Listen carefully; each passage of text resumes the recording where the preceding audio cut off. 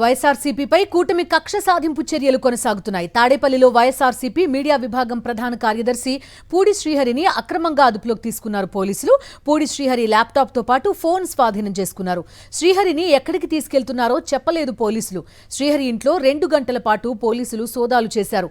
పోలీసుల తీరుపై వైఎస్ఆర్సీపీ నేతలు తీవ్ర ఆగ్రహం వ్యక్తం చేశారు.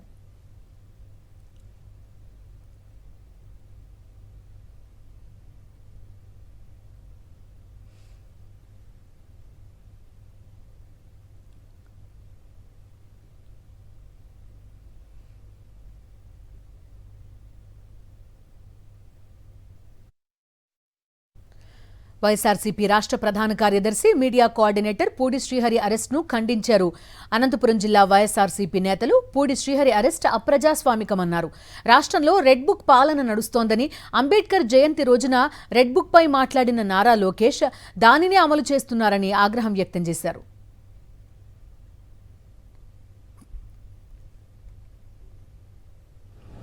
ఈ రోజున YSR Congress party general secretary అట్లాగే మీడియా వ్యవహారాలు చూసే శ్రీహరి గారిని పోలీసులు తీసుకెళ్లారని వార్తలు వస్తున్నాయి. పోలీసుల యొక్క అక్రమ ప్రవర్తన, అక్రమ అరెస్టుని ఖండిస్తూ ఉన్నాం. ఎవరో కన్ఫెస్ చేస్తే ఆ కన్ఫెషన్ ఆధారంగా కనీసం నోటీసులు కూడా ఇవ్వకుండా 41 నోటీస్ ఇచ్చి మాట్లాడచ్చు, అక్కడ ఎంక్వైరీ చేయొచ్చు కూడా.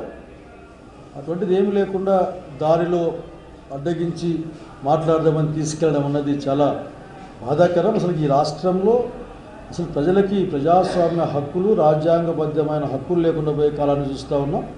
కనుక తక్షణం శ్రీహరిని బేషరతు రిలీజ్ చేయాలి.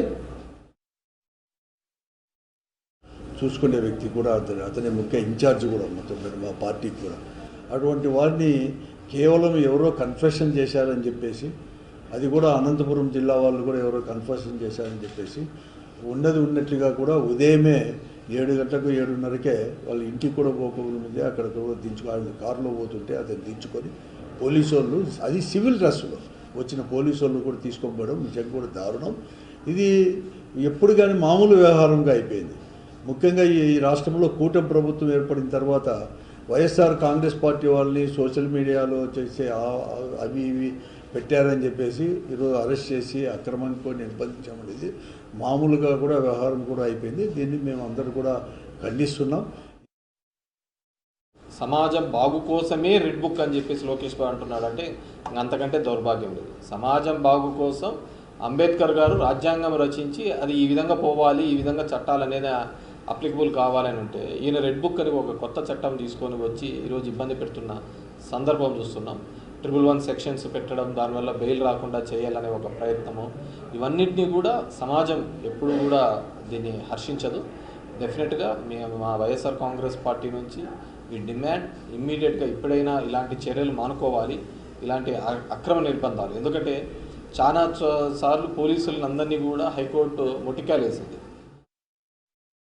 వైఎస్ఆర్సీపీ జనరల్ సెక్రటరీ శ్రీహరి గారిని అరెస్ట్ చేయడం చాలా దుర్మార్గమైన చర్య. ఈ రాష్ట్రంలో ప్రతిరోజు కూడా ఎక్కడో విధంగా అరెస్టులు జరుగుతుంటాయి, అక్రమ అరెస్టులు. వాళ్ళని తీసుకుపోయి కన్విక్షన్ ఇప్పించేదాన్ని తప్ప స్టేట్మెంట్ తీసుకునేది, ఇంకోరి మీద ముద్దాయిలుగా చేసేది, తీసుకుపోయేది, అరెస్ట్ చేశాడు. ఇప్పుడు కూడా ఈ రాష్ట్రంలో అలాంటి పరిస్థితి ఎప్పుడూ లేదు.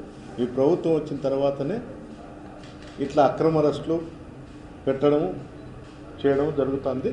శ్రీహరి అరెస్టును మేమందరం ఖండిస్తాం.